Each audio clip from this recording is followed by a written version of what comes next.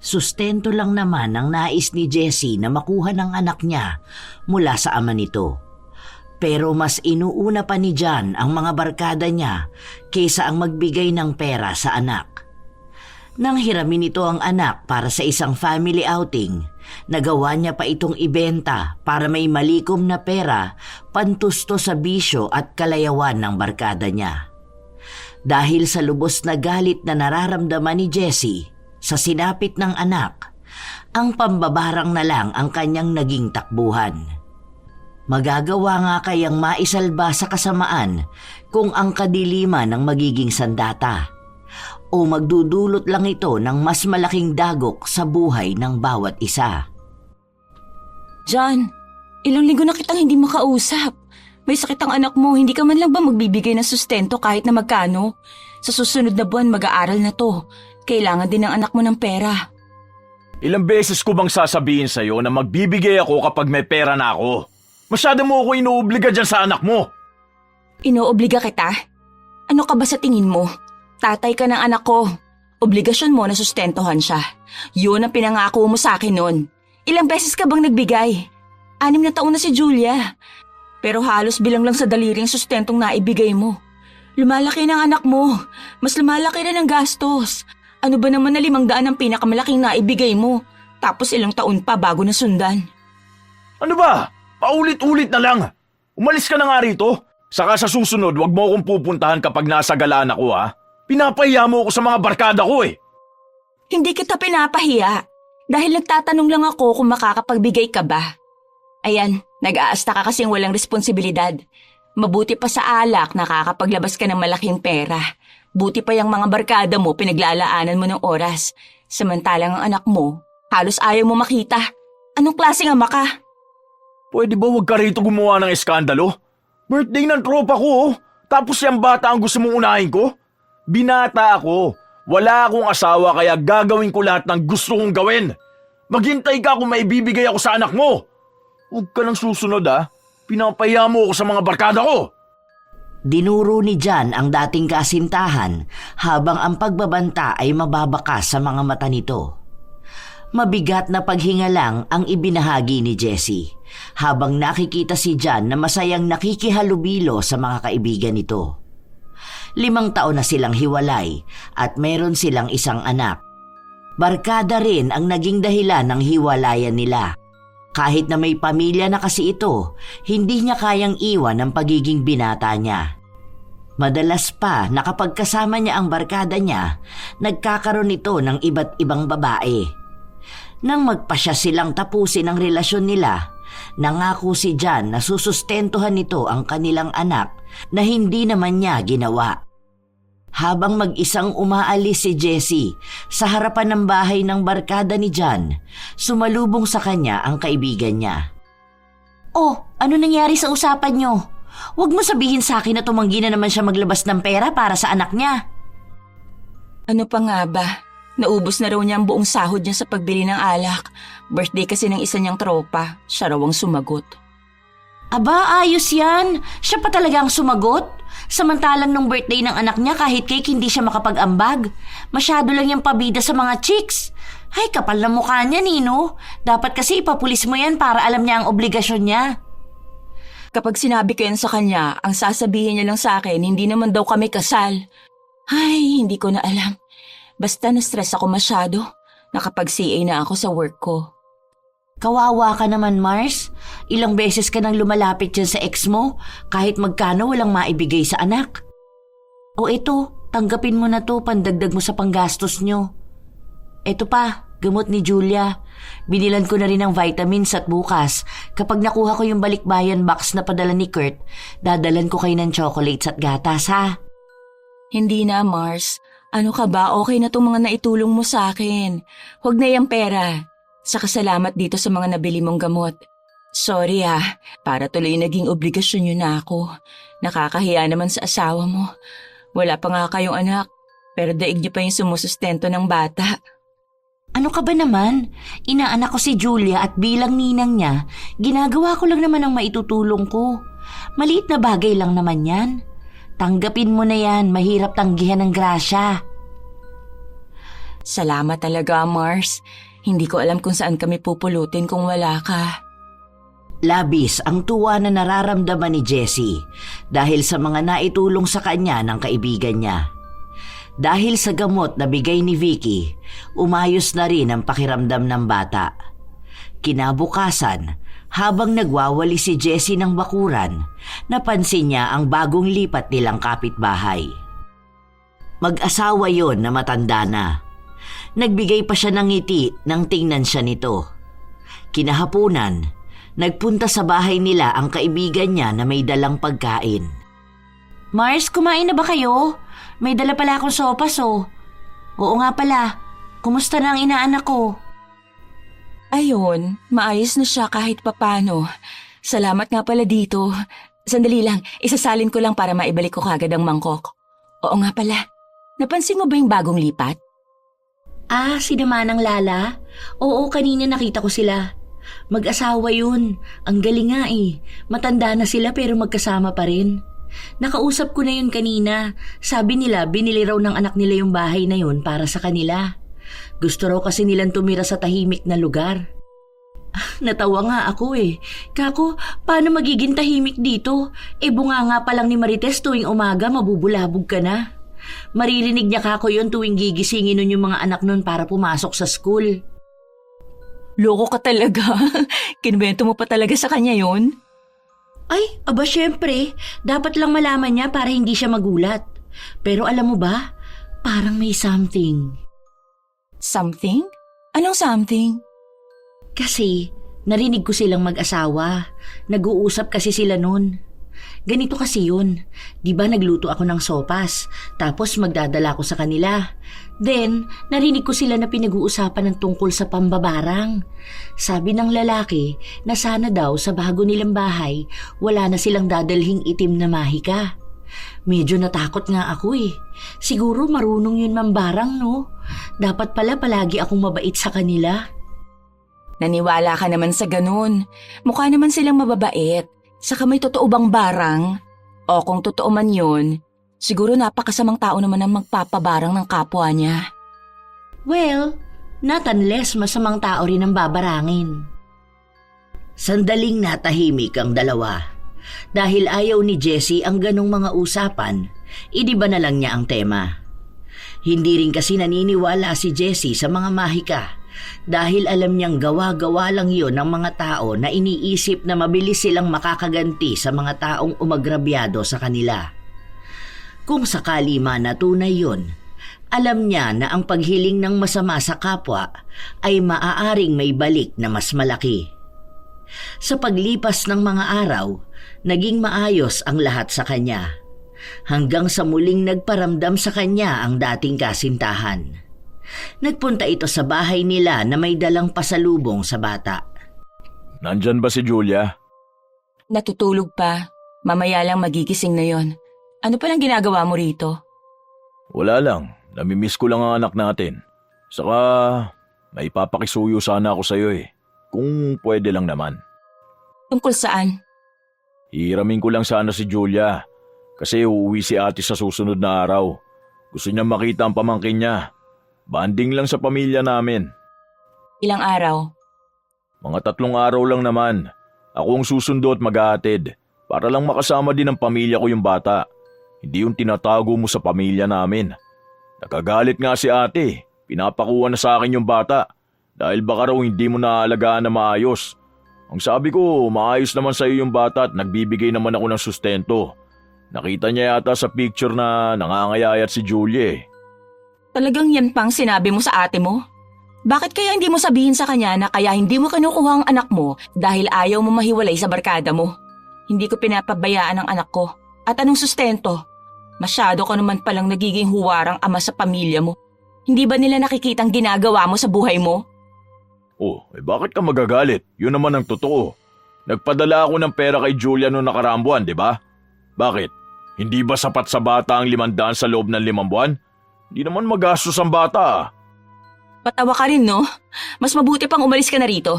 Dalin mo yung donut na dala mo. Alam mo may ibang bata, dadalan mo pa ng matamis. At hindi ko ipapahiram ang anak ko. Magpapanggap ka na namang ama niya dahil andyan ang mga kapatid mo. Wala ka ng karapatan sa anak ko.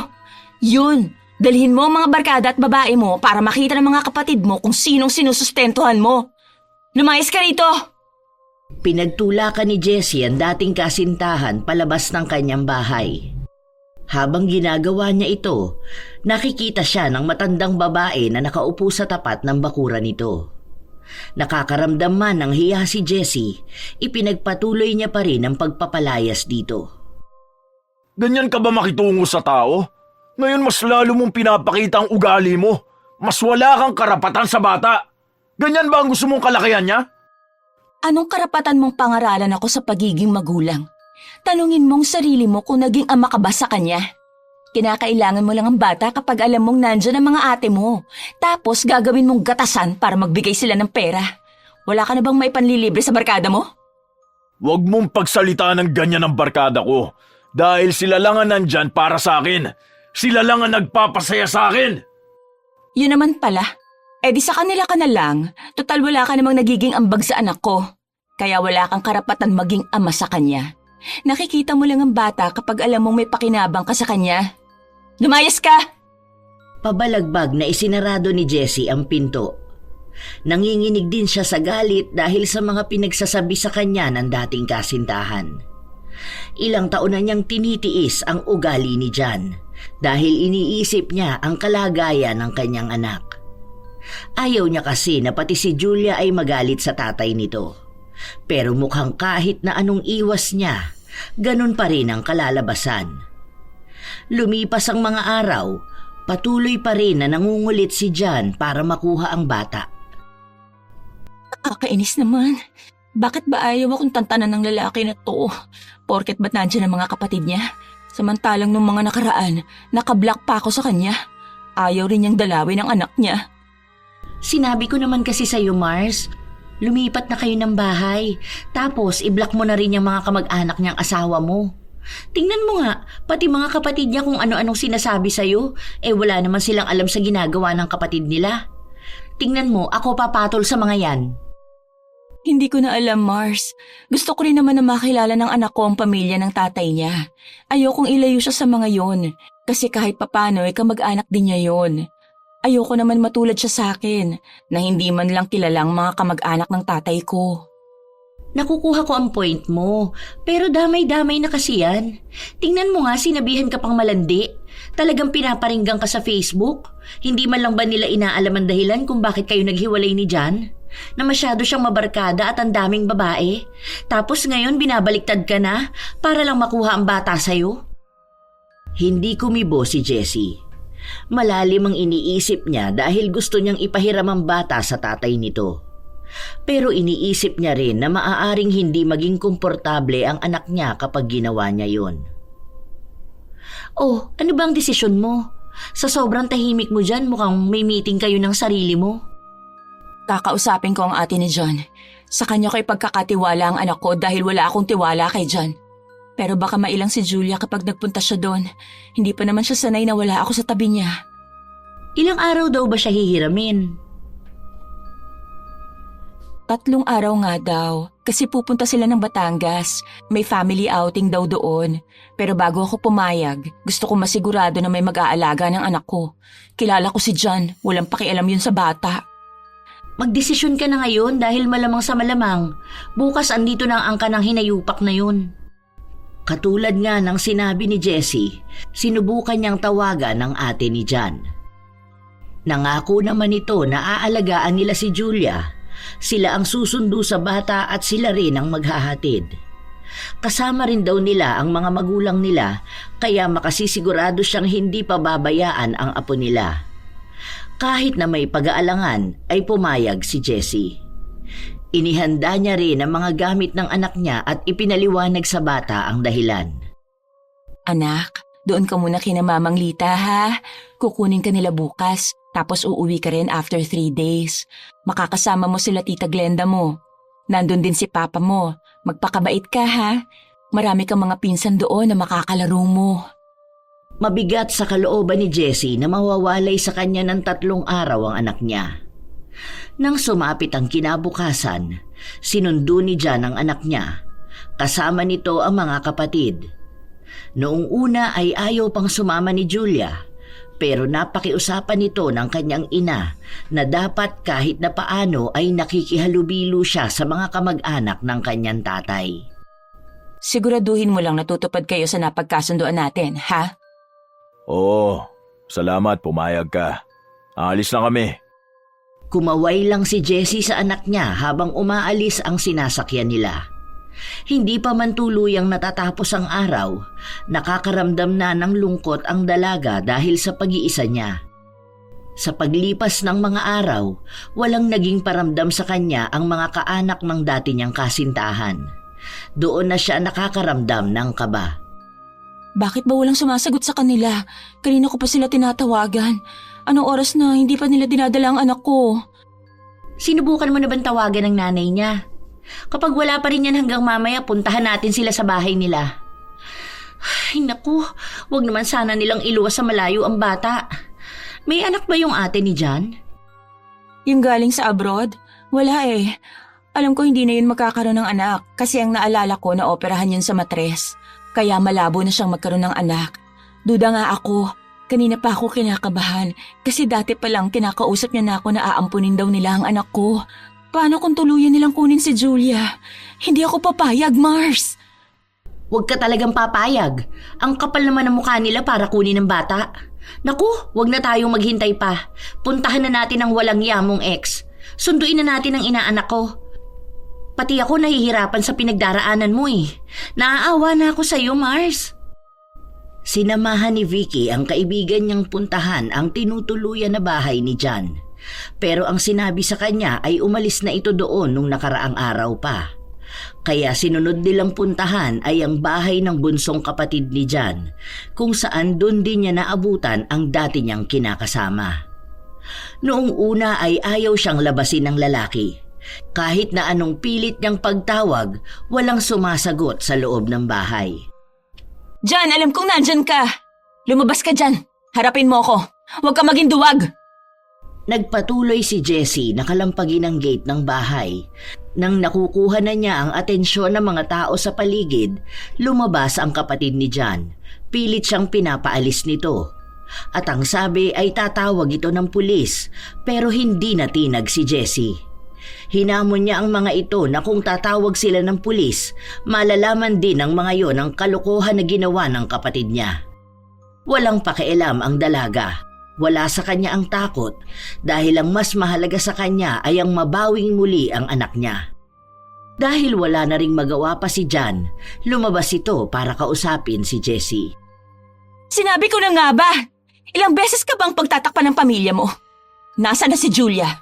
Hindi ba sinabi ko sa iyong ihatid mo siya sa akin ng maaga? Nasaan ang anak ko? Ilabas mo siya! Ano ba? Masyado ka skandalosa, Jessie. Wala na si Julia. Kinuha na ni ate. Siya na magpapalaki at mag-aalaga sa bata. Huwag mo na silang guluhin at mas mainam na umalis ka na rito. Nanggugulo ka pa eh. Hindi ka man lang ba nahihiya sa ginagawa mo? Ano? Bakit mo binigay ang bata? Anong karapatan mo? Ako ang tatay at alam ko na mabibigyan siya ng magandang buhay ng ate ko. Doon na lang siya. Mabibilan siya ng mga bagay na gusto niya. Pag-aaralin pa siya sa magandang paaralan. Mas mapapabuti ang buhay niya ron. Hindi katulad kapag kasama mo siya. Wala ka naman na itutulong sa bata eh. Sinasama mo pa sa kahirapan mo. Maganda na rin yun. Hindi mo na ako obligahin na magsustento dahil may kusa ng bubuhay sa kanya. Kaya pwede ba umalis na kayo rito? At wag na kayong babalik pa. Walang hiya ka! Ibalik mo ang anak ko. Wala kang kwenta. Ano karapatan mong ipamigay ang anak natin? Anong akala mo sa kanya? Tuta na pwede mong ipamigay sa kung sino lang? Ibalik mo ang anak ko. Dahil sinabi ko sa iyo, John, kahit hamunin niyo ako ng patayan, hindi ko kayo tatantanan. Wala akong pakialam sa impluwensya ng pamilya mo. Dahil kung para sa anak ko, lahat kaya kong gawin. Ano bang pinuputak mo? Bata lang yun. Saka hindi ko na maibinigay kung kani-kanino lang ah. Inaalagaan siya ng ate ko. Alam mong mayaman si ate, kaya niyang bigyan ng marangyang buhay ang bata. Ayaw mo ba yon? Wala ka ng responsibilidad at pwede ka na rin maging buhay dalaga. Huwag ka na magpanggap na akala mo hindi mo pinangarap na maging malaya ulit. Ayan na, wala ka ng anak. Pwede ka na ulit magpakasaya sa labas. Yun na lang ang gawin mo. Kesa magmukha kang tanga at desperada na nanggugulo sa akin. Hindi ko kailangan maging buhay dalaga. Ang kailangan ko ang anak ko. Wala akong pakialam kung mas gusto mo maging malaya. Basta ibalik mo si Julia sa akin. Wala na. Pumunta na sila ng probinsya. Pinapasikaso na rin ang papel ni Julia para makaalis ng bansa. Wala ka nang magagawa. Wala ka rin naman pera para maghabol eh. Tsaka wag mo na akong guluhin ha. Ikaw rin naman ang may kasalanan nito eh. Kung sana hindi ka pilit ng pilit sa aking sustentuhan yung anak mo, di sana hindi ko naisipan na ibigay na lang kay ate. Alam ko na. Baka hinahabol mo yung pera na bigay ni ate. Sige. Ito. May 2,000 pa akong natira dito eh. O ito. Tanggapin mo na para dyan sa katahimikan mo. Inabot ni John ang pera kay Jessie na para bang pinagbentahan lang ito ng gamit, kung saan may porsyentong makukuha ang dating kasintahan. Pero agad din itong isinampal pabalik sa kanya. Ayop ka! Wala kang kaluluwa. Binenta mo ang anak mo para lang magkaroon ng pera pantusto sa bisyo mo. Walang iya ka. Hindi ko kailangan ng pera na yan. Ibalik mo ang anak ko! Hayop ka! Nasaan si Julia? Anak ko yon. Hindi siya basta bagay lang na ipagpapalit sa pera. Sabihin mo kung nasaan ang ate mo ngayon. Kami ang kukuha kay Julia. Wala ka talagang kwentang ama. Sana sarili mo na lang ang ibinenta mo. Pwede ba huwag ka na makialam sa problema namin? Kaming dalawa niyang kaibigan mo nag-uusap kaya huwag kang umepal. Palibasan di ka magkaroon ng anak eh. Saka wala nga akong alam kung nasan sila, di ba? Basta binigay ko ng bata. Kahit maglupasay pa kayo dyan, wala kayong mahihita sa akin. Huwag nyo nang hanapin. Maalagaan siya ng ate ko. Iiyak-iyak ka pa dyan? Kala mo naman kaya mong buhayin si Julia. Kung kaya mo sana siyang buhayin, di sana hindi ka na nanghihingi ng sustento sa akin. Naririnig mo bang sarili mo, John? Hindi ka man lang ba kinikilabutan sa mga sinasabi mo? Sarili mong dugot laman, pero tinuturing mong parang basura. Anak mo yun.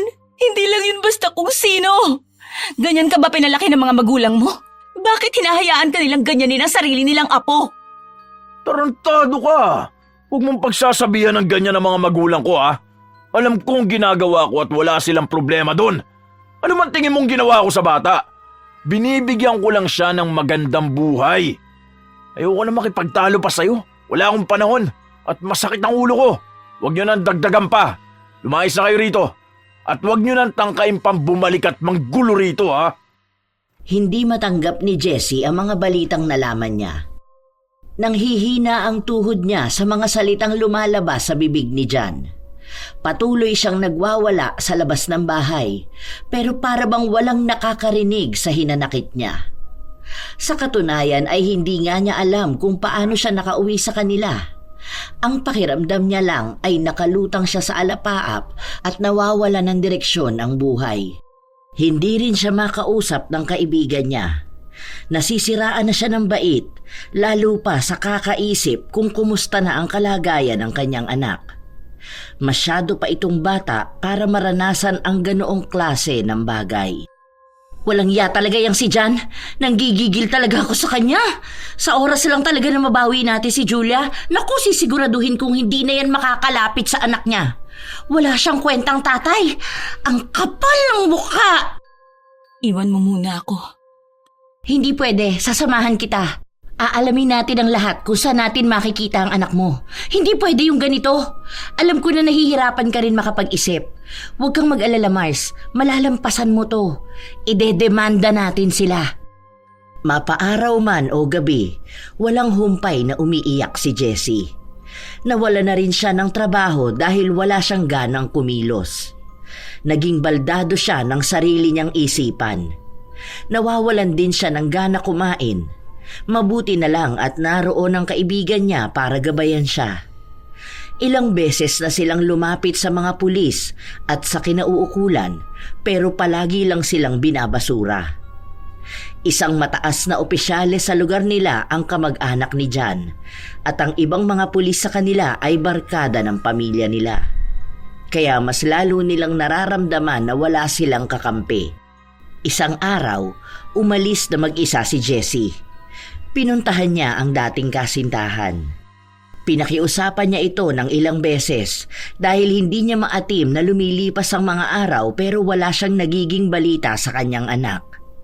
Pero katulad lang sa mga naunang tagpo, pilit siyang pinagtatabuyan ito. Ano bang ginagawa mo? Tumayo ka nga dyan.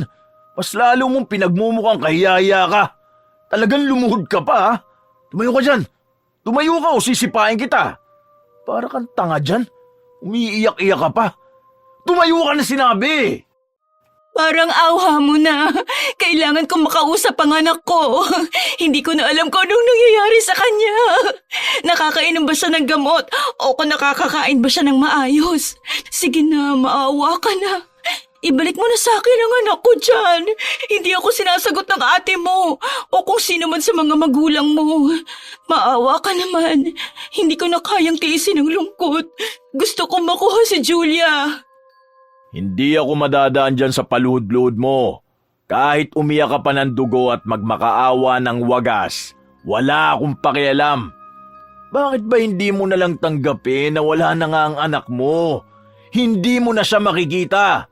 Hindi na siya si Julia at hindi na ikaw ang nanay niya. May bago na siyang pamilya. Sinabi ko na nga sa'yo na huwag ka nang pupunta rito, di ba? Hindi ka ba nahihiya sa mga barkada ko? Tignan mo, pinagtatawanan nila tayo. Wisit naman. Hanggang ngayon ba habol ka ng habol sa akin? Bigyan mo naman ako ng kahihiyan, Jessie. Ang kailangan ko lang ay ang anak ko. Ibalik mo siya sa akin. Pangako hindi na kita guguluhin kahit kailan. Ibalik mo lang sa akin si Julia. Wala ka nang maririnig na kahit na ano. Hindi mo na rin kami makikita pa. Parang awa mo na dyan. Parang awa mo na. Tigas sa ulo mo! Bahala ka nga dyan! Pinigilan pa ni Jessie na umalis ang dating kasintahan pero sinipa lang siya nito na naging dahilan upang mapahalik siya sa lupa. Umalis ng tuluyan si John nang hindi man lang siya nililingon. Si Jessie naman ay walang humpay sa pagluha. Ayaw niyang umalis doon hanggat hindi sa kanya sinasabi kung saan niya matatagpuan ang anak niya. Dahil sa awa ng isang karelasyon ng barkada ni John, nilapitan nito si Jessie at tinulungang tumayo. Hindi na kasi niya maatim ang ginagawang pagmamakaawa nito na hindi naman din pinapansin. Parang awa mo na. Tulungan mo naman ako na makita ang anak ko. Hindi ko kayang wala siya sa buhay ko. Ayaw sabihin ni John kung nasaan siya. Pangako, hindi na ako magpupunta dito basta makuha ko lang ang anak ko. Nag-aalangan pa ang babae na tulungan siya nung una. Pero mahigpit nitong hinawakan ang kamay ng babae. Ang mga namumugto niyang mata ay puno ng pagsusumamo. Alam kong ina ka rin. Hindi mo rin gugustuhin na maranasan ang pinagdaraanan ko ngayon. Maawa ka na sa akin. Alam kong nararamdaman mong pagiging desperada ko. Para sa anak ko, sige na.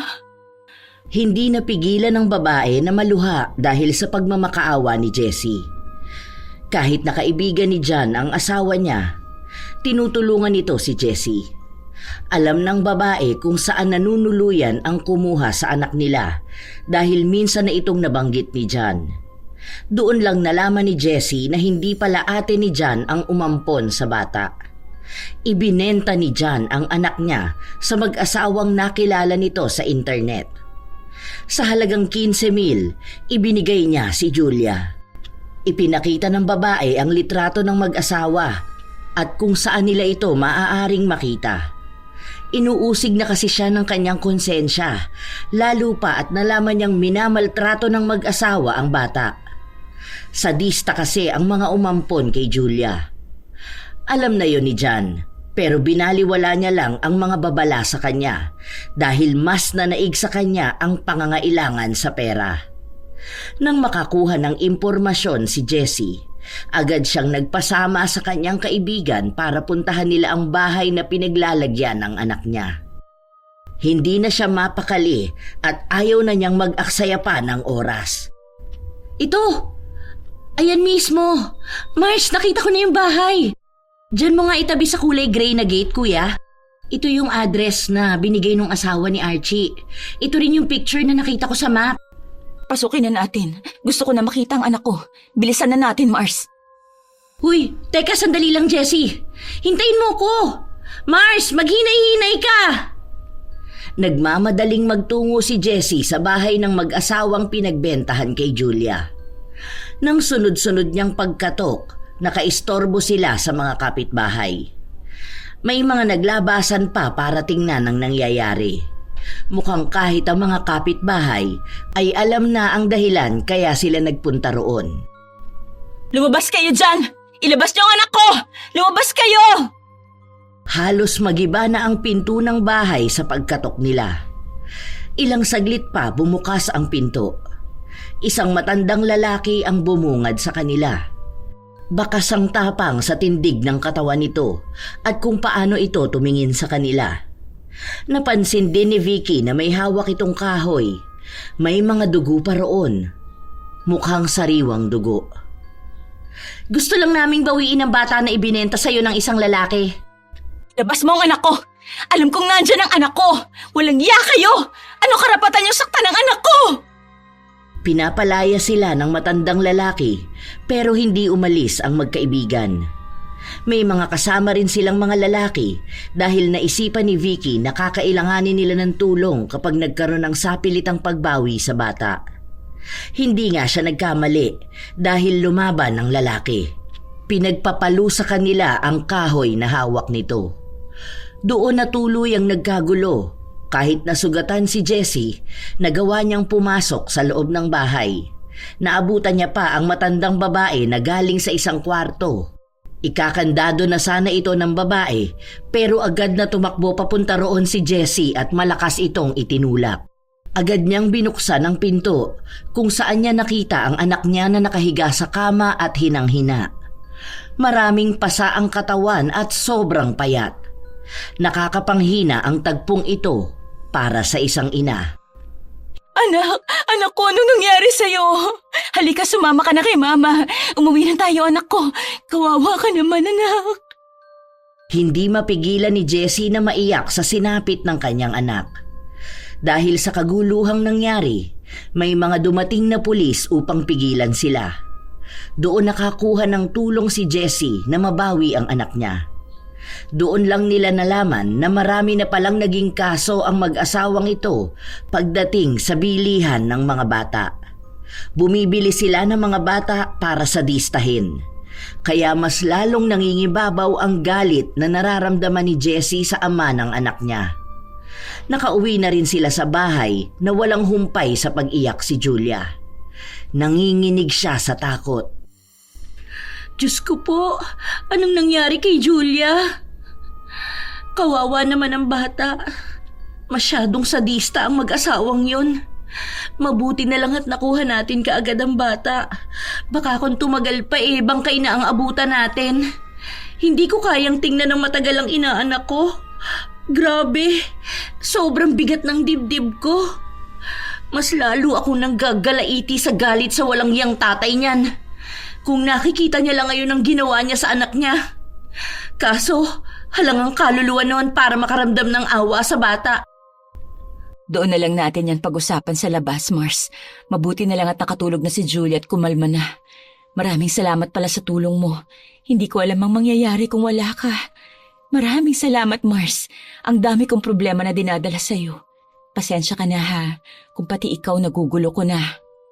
Ay, ano ka ba? Wala yun. Huwag kang humingi ng pasensya, Mars. Basta ang mahalaga sa akin, nakuha na natin ulit si Julia. Basta sinasabi ko sa'yo huwag na huwag kong makikitang lalapit yung tatay niyan sa anak mo. Baka hindi ko mapigilan ang sarili ko. Naku, siya ang bugbugin ko. Hindi man lang niya naisip kung anong mangyayari sa anak niya. Napakahalang at walang kwentang tatay. Grabe, ibinenta ang anak. Tapos ayan, muntikan pang mamatay. Wala man lang pakialam sa bata. Hay, nakakapanginig ng laman. Hindi na talaga ako papayag na makalapit pa yan sa anak namin. Sisiguraduhin kong may kalalagyan siya. Naaawa ako sa anak ko, Mars. Ilang taon pa lang siya. Ganyan ang inabot niya. Hindi ko akalain na ipagpapalit siya ng tatay niya sa 15,000. Ang sakit sa dibdib kasi yun lang ba ang halaga ng anak niya para sa kanya? Tapos isang araw niya lang inuubos ang pera na yun sa mga barkada at babae niya. Diyos ko po, mas mahalaga pa ang bisyo kaysa sa anak. Huwag na muna natin pag-usapan yan. Ikaw rin, Mars, magpahinga ka na ha. Alam kong pagod ka at ang dami mo ring pinagdaanan. Tabihan mo na si Julia para mapahinga mo na rin yung utak mo.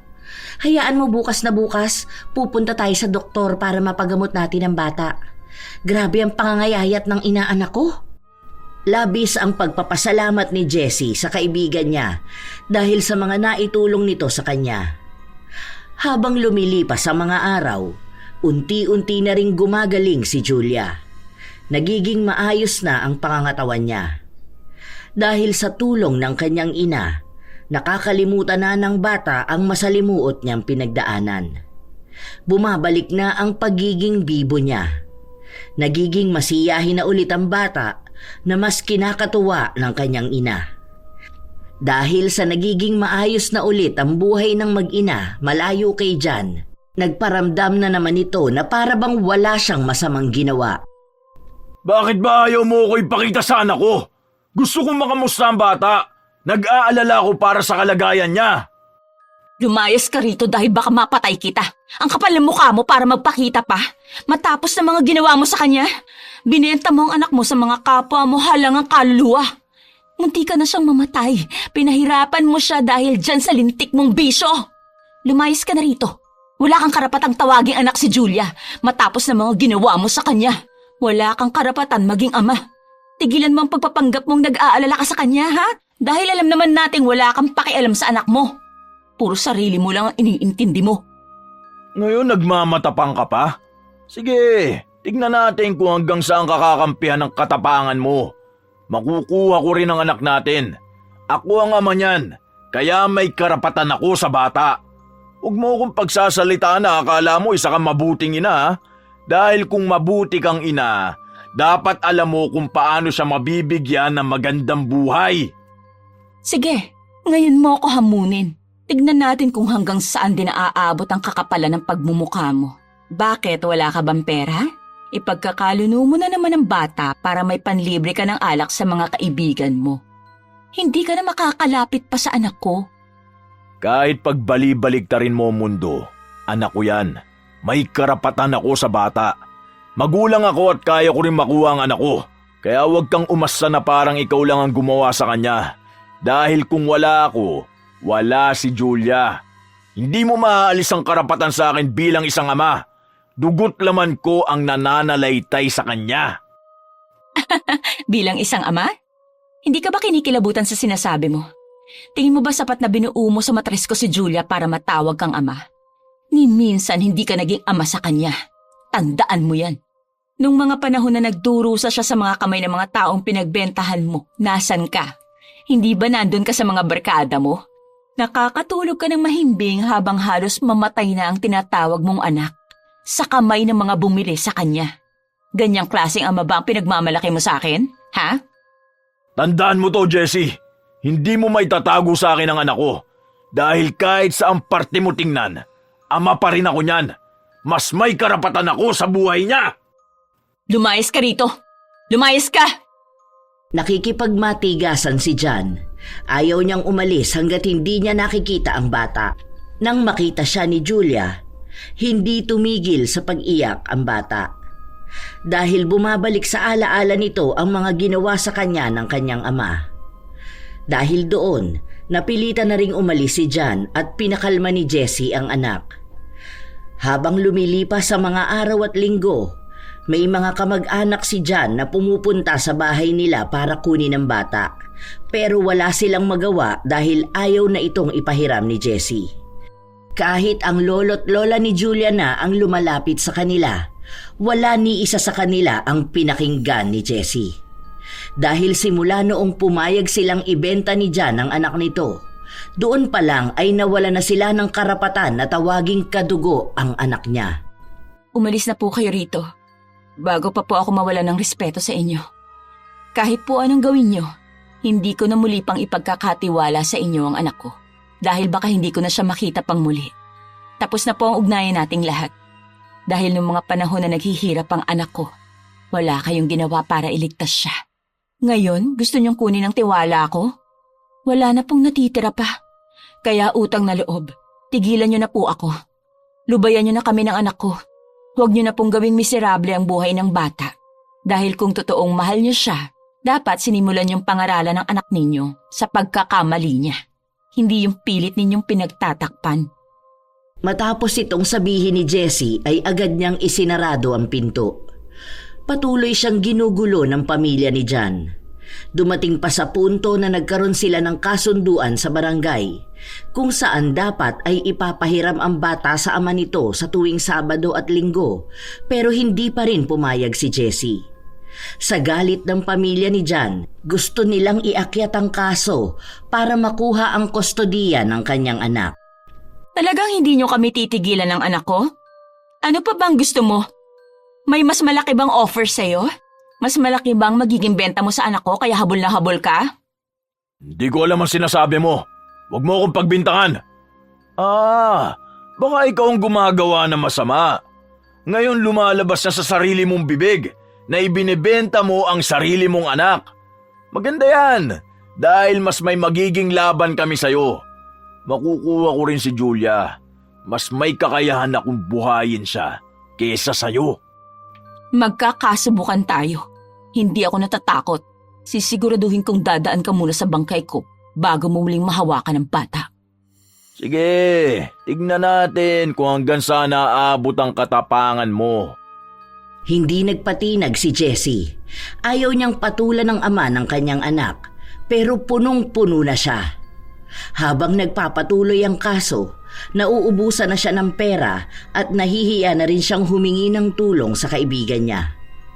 Wala rin namang maitutulong sa kanya ang mga kamag-anak niya dahil ang iba roon ay hindi niya kilala. Wala na siyang ibang malalapitan pa. Pero ayaw niyang isuko ang pakikipaglaban dahil sa oras na mapasa kamay ni John ang bata, mas masalimuot na buhay pa ang haharapin nito. Hindi niya hahayaang maging impyerno ang buhay ni Julia. Habang nakaupo sa bakuran si Jessie, nilapitan siya ng matandang kapitbahay. Mukha atang malalim ang iniisip mo, iha. Kanina ko pa kasi napapansin na nakatulala ka dyan. Opo. May problema lang po akong gustong maresolba. Nahihirapan na po ako. Pero gusto kong ilaban ang anak ko. Konti na lang, mababawi na siya sa akin ng tatay niya. Natatakot po ako sa maaaring mangyari sa anak ko. Mapapahamak lang siya. Alam ko na ang gagawin sa kanya ni John dahil minsan na siyang binenta nito.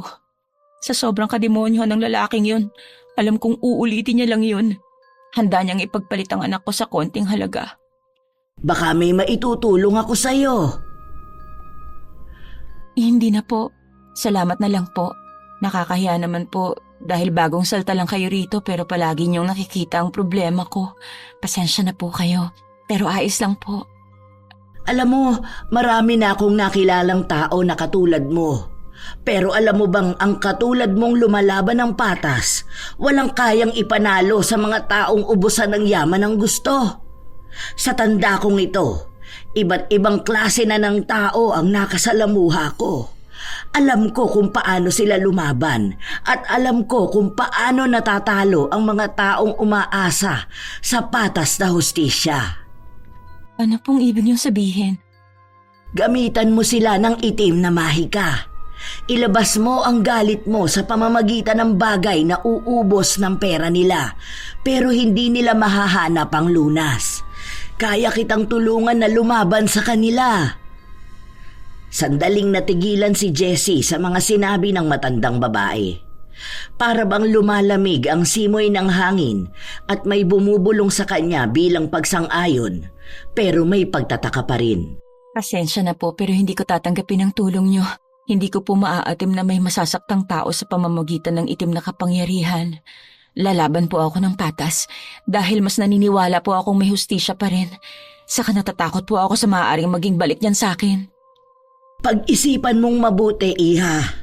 Kapag kailangan mo ng tulong, narito lang ako para sa'yo.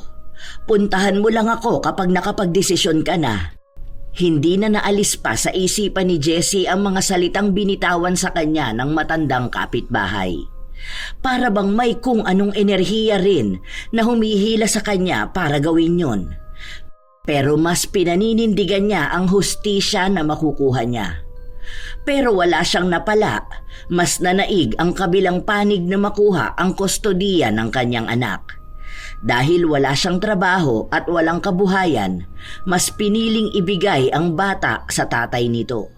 At kahit na anong pagmamakaawa niya, hindi siya dinidinig ni Numan. Pakiramdam niya ay pinagkakaisahan siya ng lahat. Hindi niyo pwedeng kunin sa akin ang anak ko. Huwag niyo siyang ilayo sa akin. Parang awa niyo na. Kaya ko siyang buhayin at bigyan ng magandang buhay. Sinabi ko naman kasi sa'yo na wala kang panalo sa amin. Ngayon magmamakaawa ka? Magpaalam ka na kay Julia dahil paniguradong hindi mo na siya makikita kapag lumayo na kami. Ayaw mo kasi maniwala sa akin na hindi uubra yung pagmamatabang mo at yung pagpapaawa mo. Ginagawa mo lang katatawanan ng sarili mo, Jessie. Bakit naman ganun? Dapat sa nanay pa rin ang bata, lalo na at may kaso kang pagbebenta sa anak mo noon. Hindi ito makatarungan. Bakit mas pinapaboran kayo ng batas? Lumalabang kami ng patas pero bakit kayo ang pinapanigan? Nasaan ang hustisya doon? Simple lang yan. Dahil mas may pera ang pamilya namin kesa sa kalaban namin. Mayaman ang ate ko. At may mga kamag-anak kaming nanunungkulan. Kaya bakit ka pa magtataka? Makukuha ko ang lahat ng gusto ko. At anong patas ang pinagsasasabi mo? Naniniwala ka pa talaga na sa panahon ngayon na nanalo pa rin ang mga taong lumalaban ng patas? Magkaibigan nga kayo. Pareho kayong talunan. Sige na, aalis na kami ng anak ko. Hindi, sandali lang. Hindi pwede. Anak ko, sumama ka sa akin. Julia, anak. Julia! Hindi tumitigil si Julia sa pag-iyak niya at nais na sumama sa kanyang ina pero hindi ito pinayagan ni Jan. Binitbit niya ang bata papasok sa sasakyan kung saan naroon ang mga kamag-anak niya. Halos mahimatay naman si Jessie habang lumalayo ang sasakyan. Hindi niya matanggap na kahit na anong gawin nila, hindi nila nagawang maipanalo ang laban. Tama nga si Jan, hindi siya pwedeng umasa na mananalo lang siya basta dahil lumalaban siya ng patas. Pasensya ka na, Mars. Hindi kita nagawang matulungan dito. Ginawa naman natin ang lahat pero wala tayong laban sa kanila. Hayaan mo, iisip ako ng ibang paraan para makuha natin si Julia. Tama nga si Manang Lala. Hindi kailanman mananalo mga taong lumalaban ng patas. Hindi ako papayag na ilayo nila sa akin ang anak ko. Kahit na anong mangyari, babawiin ko siya sa walang niyang pamilya na yun. Hindi pa dito natatapos ang lahat ng to. Hintayin nila ang paghihiganti ko. Buo na sa loob ni Jessie ang desisyon na gawin ang inaalok sa kanya ng matandang kapitbahay. Yun na lang ang tanging makakapitan niya. Kakapit na siya sa itim na kapangyarihan, mabawi lang ang anak niya at makapaghiganti sa mga nang-api sa kanya. Teka, gusto mong ipabarang si Jan? Wala na akong pagpipilian. Ito na lang ang makakapitan ko ngayon. Wala akong laban sa kanila. Gusto ko silang gantihan lahat. Kahit pa sa paraan ng pag-anib sa itim na kapangyarihan, gagawin ko. Sandali lang, Mars. Pag-isipan mo namang mabuti ang mga desisyon na gagawin mo. Oo, naiintindihan kita. Alam ko na gusto mong makaganti sa kanila. Pero sana, wag naman sa ganitong paraan. Paano kung may maging balik sa'yo mga gagawin mo? O sige, sabihin na natin na nakuha mo nga si Julia, pero bigla namang magkaroon ng sumpa sa inyong dalawa. Tingin mo ba makakaya mo yun? Pag-isipan mong maigi, ha? Tila ba nahimasmasan si Jessie sa mga salitang binitawan ng kaibigan niya. Naghahalo na sa kanya ang kagustuhan na gamitan ng barang ang dating kasintahan o ang kausapin nitong muli para makuha niya ang anak niya. Pinalipas ni Jessie ang ilang araw. Sinubukan niyang puntahan si Julia sa bahay ng tatay nito pero walang nagpapakita sa kanya. Mula umaga hanggang gabi, nasa labas siya ng bahay. Naghihintay na marinig man lang ang boses ng anak. Hanggang isang hapon, iritadong lumabas si Jan upang kaharapin siya. Nandito ka pa rin? Jessie, Anong oras na? Bakit hindi ka pa umuwi sa inyo? Utang na loob naman, lubayan mo na kami. Hindi ka ba marunong umintindi? John, please, parang awa mo na. Ipakita mo sa akin ang anak ko. Julia! Anak, nandyan ka ba?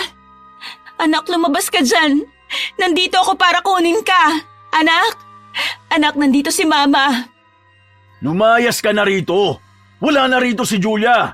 Wala ka nang kukunin dito kaya lubayan mo na ako. Wag ka na magpapakita pa sa akin. Anong ginawa mo sa anak ko? Saan mo na naman lupalop siya dinala? Walang hiya ka! Hayop ka talaga! Binenta mo na naman ang anak ko! Aray, ano ba? Dinadala ko lang siya sa magandang buhay na hindi mo kaya ibigay sa kanya. Hayop! Napakasama mong ama! Talagang hindi ka na naawa sa anak mo! Ginawa mo na naman sa kanya yon. Wala ka talagang pakialam sa nararamdaman niya. Hindi mo siya dinadala sa magandang buhay. Pinaparanas mo lang sa kanya ang impyerno. Itong tandaan mo. Sisiguraduhin ko sa'yo na mababawi ko ang anak ko. Hintayin mong lumuhod ka sa sakit ng gagawin ko sa'yo. Sisiguraduhin kong makukuha mo ang karma mong hayop ka. Nagmamadaling umalis si Jessie at nagtungo sa bahay ni Manang Lala. Buo na sa kalooban niya ang pagpapabarang sa dati niyang kasintahan. Paano po natin magagawa ang pambabarang sa tatay ng anak ko? Wala akong pakialam kung may kapalit na babalik sa akin. Ang mahalaga ay mabigyan ko siya ng leksyon. Masyadong halang ang kaluluwa niya para paulit-ulit niyang ganunin ang anak ko. Ako na ang bahala dyan. Sisiguraduhin kong makakamtan mo ang hustisyang hindi mo makuha sa pakikipaglaban ng patas sa mga taong hindi naman din lumalaban ng tama. Naiintindihan kita bilang isang ina. Huwag ka nang mag-alala pa, Jessie. Dahil sa mga salitang binitawan ng matanda, napanatag ang kalooban ni Jessie na makakabawi siya sa lahat ng kahayupang nagawa ng dati niyang kasintahan. Nasubaybayan niya kung paano gumawa ng ritual si Manang Lala gamit lang ang buong pangalan ni John. Sa totoo lang, nakakaramdam ng kilabot si Jessie sa mga natutunghayan niya. Pero mas nananaig sa kanya ang galit. Nang matapos si Manang Lala sa ritual, sinigurado niya kay Jessie na agad ding mararamdaman ni John ang ginawa nila. Hindi na makapaghintay ang dalaga na makita ang pagdurusa ng kanyang dating kasintahan. Kinabukasan, habang mag-isa si Jessie sa loob ng bahay, nakatanggap siya ng mensahe sa asawa ng barkada ni John na kung maaari ay kunin niya si John sa bahay nila dahil simula pa kagabi ay hindi ito natitigil sa pagsigaw. Nabubulahaw lahat ng tao sa paligid nila. Ngayon nararamdaman na niya ang ganti ko. Sisiguruhin kong uunti-untiin kong sakit na yan hanggang sa magmakaawa ka sa harap ko. Katulad kung paano ako magmakaawa sa'yo para lang mabawi ko ang anak ko. Nagtangka nang umalis si Jessie pero naabutan siya ng kaibigan niya. Nakaabot na pala kay Vicky ang balita tungkol sa pagpapalayas kay John ng mga barkada niya dahil nga sa nangyayari sa kanyang kakaiba. Hindi man direktang sinabi ni Vicky pero may pasaring siya na maaaring lahat ito ay kagagawa ni Jessie. Sandali nga lang, huminto ka muna sa paglalakad. Masyado ka nagmamadali na makita si John. Oo, nagmamadali ako dahil gusto ko makita mismo ang pagdarusa niya. Teka, huwag mo sabihin sa akin na tinuloy mo ang pagpapabarang mo sa kanya. Oo, dahil yun na lang ang nakikita kong paraan para makaganti sa kanya. Ayaw niyang ibigay sa akin ang anak ko na maaaring ibinenta na naman niya. Walang kaluluwa ang buong angkan niya at sisiguruhin kong iisa-isahin ko sila sa oras na may mangyaring masama sa anak ko. Pinagkaisahan nila ako para makuha at mailayo sa akin ang anak ko. Ngayon, magkaisa sila sa pagdurusa. Hindi na kumibo pa ang kaibigan dahil nauunawaan niya ang galit na bumabalot dito. Sinamahan ni Vicky ang kaibigan na puntahan si John, kung saan naabutan nila ito sa labas ng bahay. Nakatukod ang kamay nito sa pader at panay ang pagsusuka. Ang ilan naman sa barkada niya ay nakatayo lang sa gilid. Nang makita nila si Jessie, nakisuyo ang mga ito na dalhin ng dalaga si Jan sa bahay nito dahil walang oras sa mga barkada niyang ihatid pa siya. Pero tumanggi si Jessie. Ano pa bang ginagawa mo rito? Gusto ko lang makita ang nangyayari sa'yo. Ayan, nakita mo bang ginawa ng mga barkada mong mahal na mahal mo? Ikaw na ngayon ang tinatakwil nila. Alam mo ba kung bakit? Dahil isa ka na lang pabigat sa kanila.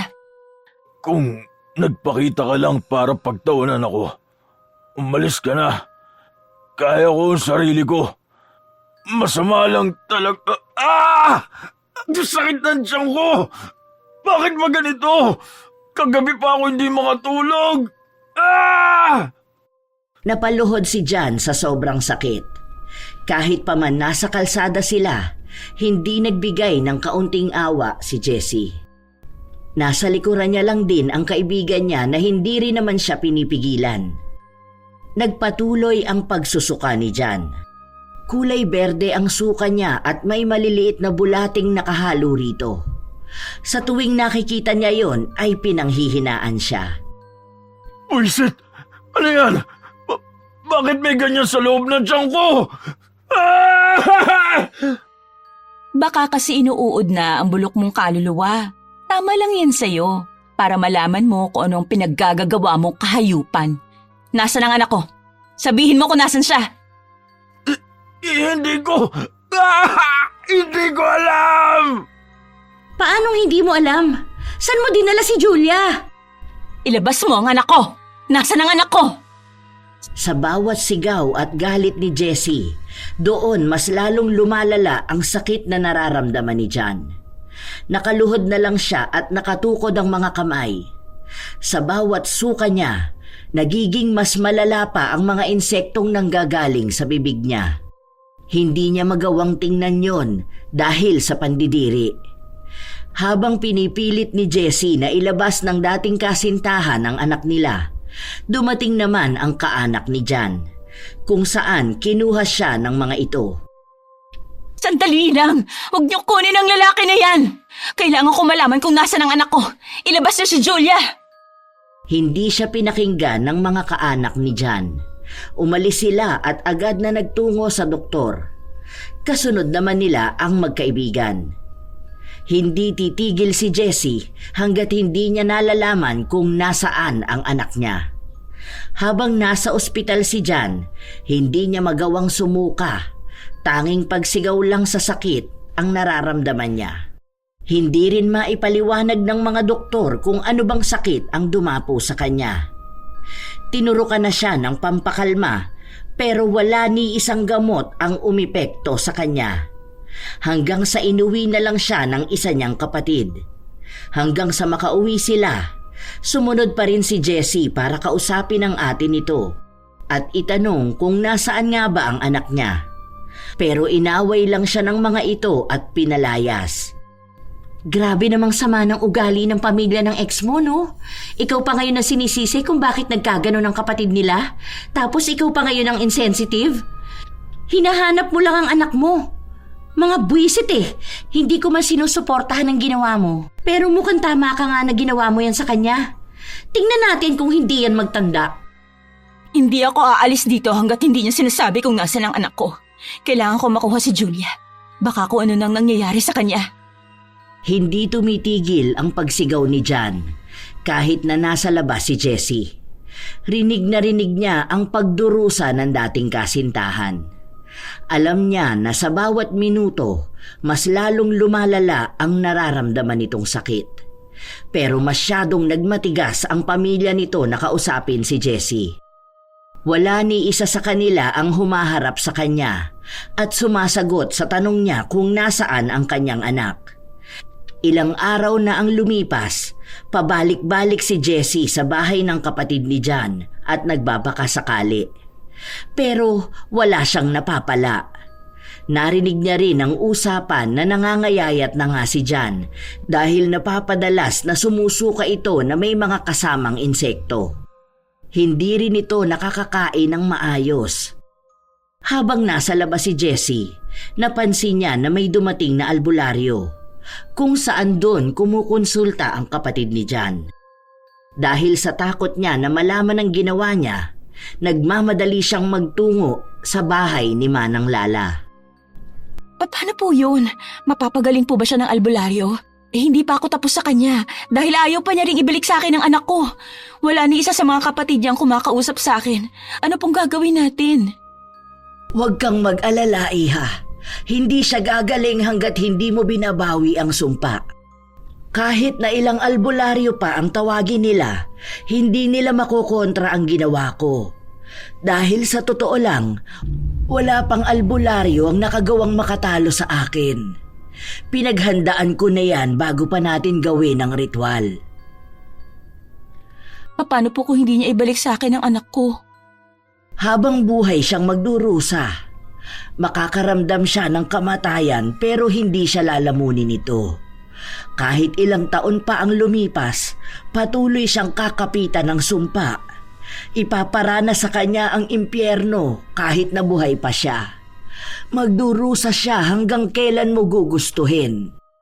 Sa katunayan, nakakaramdam ng tuwa si Jessie habang naririnig niya ang mga salitang yon. Katulad ng ipinangako sa kanya ng matandang manggagaway, hindi napagaling ng albularyo si Jan. Nanatili siyang nakaratay sa higaan, nanghihina, nangangayayat at parabang naghihingalo sa bawat oras. Isang beses, habang naghihintay si Jessie sa labas ng bahay, pinapasok siya ng ate ni Jan. Gusto siyang makausap nito. Pagpasok ni Jessie, doon niya lang ulit nakita ang kalagayan ng dating kasintahan. Hindi na ito halos makilala dahil butot balat na lang ito. Ang bilis bawiin ng lakas mo, hindi ba? Ang lahat ng mga kasamaan na ginawa mo sa amin ng anak mo, lalong-lalo na kay Julia, unti-unting bumabalik sa'yo. Namnamin mo yan ng maigi dahil alam kong mas magtatagal pa yan lalo. Kaya nga, gusto kitang makausap. Huwag natin pabain pa ang problema. Sabihin mo kung nasa ng anak ko at babawiin ko siya. Hindi ka man lang naawa sa kanya. Pinagpalit mo siya sa barkada mo na ngayon wala nang pakialam sa'yo dahil wala ka ng kwenta para sa kanila. Tignan mo, ngayon na naghihirap ka, may niisa ba sa barkada mo ang nag-abala na alagaan ka? Wala, di ba? Dahil kasama mo lang sila kapag maayos at masaya ka.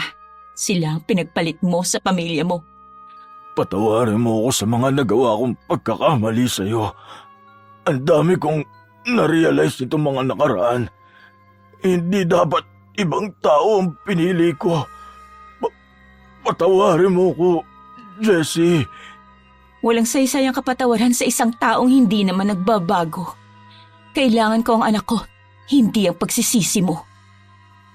Ibinenta ko si Julia sa pinsan ko. Nasa Maynila sila ngayon. Pero pinakuha ko na kina mama.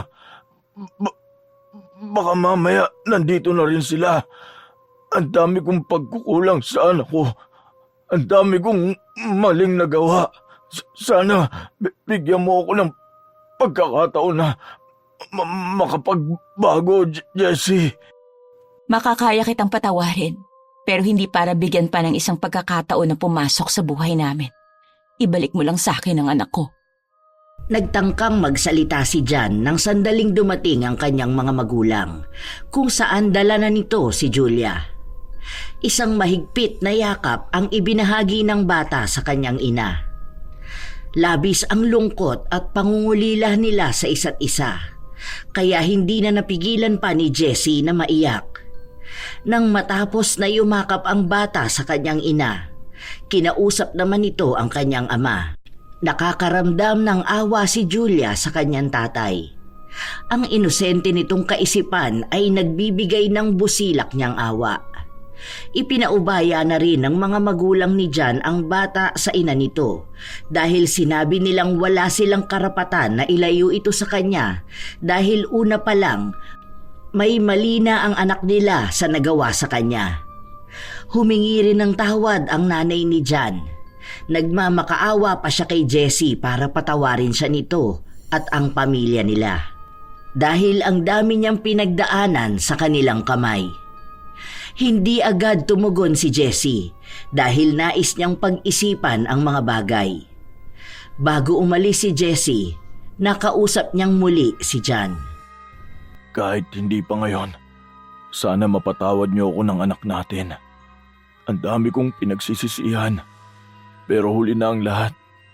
Alam kong wala na akong magagawa pa para maitama ang mga yon. Kaya ginawa ko na lang ang ikabubuti ni Julia. Alam kong maaalagaan mo siya ng maayos at hindi mo siya pababayaan. Magpaalam ka na sa anak mo dahil ito na rin ang huling araw na makikita mo siya. May hiling lang ako. Sana wag mo na kaming hanapin at guluhin pa kapag naging maayos ka na. Bumuo ka ng sarili mong pamilya at huwag mong iparanas sa mga magiging anak mo ang naranasan ni Julia sa'yo.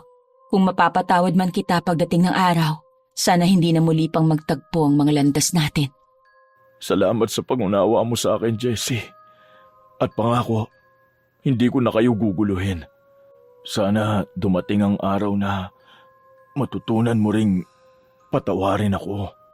Sinulit ni John ang mga sandali na kasama niya si Julia.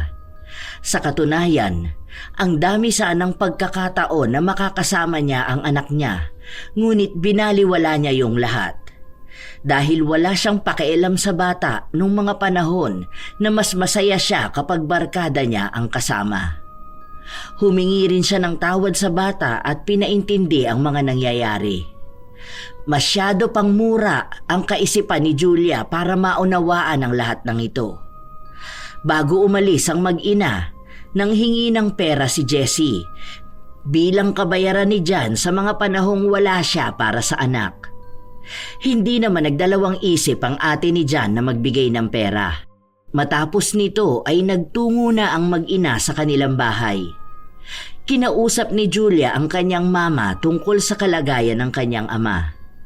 Sinabi ng bata na sana ay gumaling na ang papa niya upang mabigyan ito ng pagkakataon upang magkaroon ng maayos na buhay.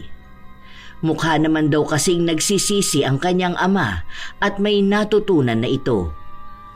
Habang tulog si Julia, lumabas si Jessie kung saan naabutan niya ang kanyang kaibigan na nag-aabang sa kanya. Kumusta naman ang naging pag-uusap niyong dalawa? Mabuti naman at nakuha mo na si Julia. Anong balak mo ngayon yan? Nagpasya na akong umalis dito. Sinabi ko na rin sa kanya yon at sa pamilya niya. Nangako siya sa akin na hindi na niya kami guguluhin ng anak niya. Mukhang natauhan na siya sa mga nangyari sa kanya. Doon niya lang naisip na ang mga barkada niyang pinili noon ay siya namang magtatakwil sa kanya kapag nasa lowest point na siya ng buhay niya. Ang mahalaga sa akin ngayon, naibalik na sa akin si Julia at nagsisisi na ang tatay niya. Inamin niya na rin ang lahat ng pagkakamali niya. Ano nang gagawin mo? Nasa ilalim pa rin ng itim na mahika si John, di ba? Matatanggal lang yun sa oras na ipaalis mo ang sumpa. Gusto kong iwan ang lahat ng sakit sa lugar na to. Kaya iiwan ko na rin ang galit ko sa kanya. Gusto ko magsimula ng bagong buhay na hindi mabigat ang dibdib ko. Kaya ipapaalis ko na ang sumpa. Magpapatawad ako para sa kalayaan namin lahat. Agad na nagtungo si Jessie sa kanilang kapitbahay na gumawa ng ritual.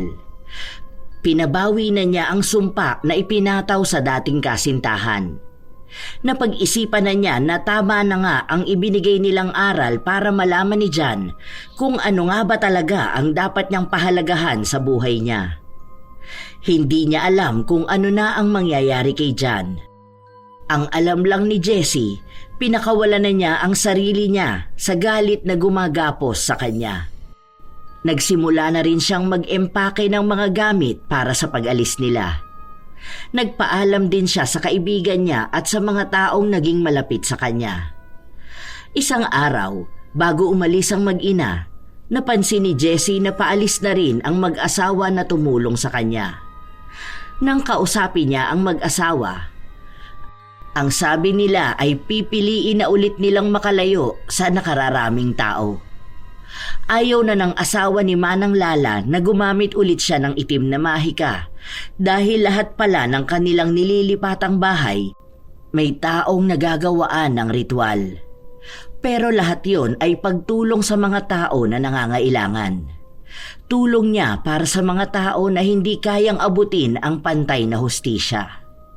Nagpasalamat na lang muli si Jessie bago siya nagpaalam sa mga ito. Oh Mars, aalis na kami ng inaanak mo ha. Sa susunod na lang tayo magkita ulit. Ay, mamimiss ko talaga ang cute na inaanak ko. Sige, sa susunod kapag nakaluwas ako ng Manila, pupuntahan ko kayo. Mag-iingat kayo palagi, ha? Mamimiss din kita, Mars. Basta palagi mong tatandaan na nandito lang ako palagi kapag kailangan mo ng tulong. Naniniwala ako na magiging maayos din ang lahat. Umayos ka nga. Huwag mo nga akong pinapaiyak.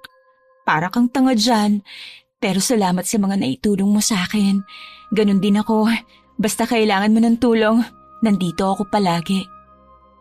Nagyakapan ng dalawa bago sila nagpaalam sa isa't isa. Noong paalis na sila, humiling ang bata na makita ang kanyang ama, kahit na sa huling beses pa. Hindi naman ito ipinagkait ni Jessie. Nagtungo sila sa bahay ni Jan, kung saan nakita niya na unti-unti nang gumagaling ito mula sa kanyang naging malubhang sakit. Kahit na paano ay nakaramdam ng tuwa si Jessie. Naging maayos din ang pakikitungo sa kanya ng pamilya ni Jan. Ilang beses silang humingi ng tawad sa kanya at ang sinabi lang ni Jessie ay hayaan na nila ang oras na hilumin ang mga sakit ng nakaraan. Sa huling pagkakataon na nakasama ni Jan ang kanyang anak, doon siya nagkaroon ng pagkakataon na maramdaman ang pagiging ama. Ngunit katulad sa naging kasunduan nila, hindi niya guguluhin ang mag-ina, ngunit bago pa man umalis si Jessie, binago niya ang kasunduan. Binigyan niya ng isa pang pagkakataon si Jan para maging ama sa kanilang anak.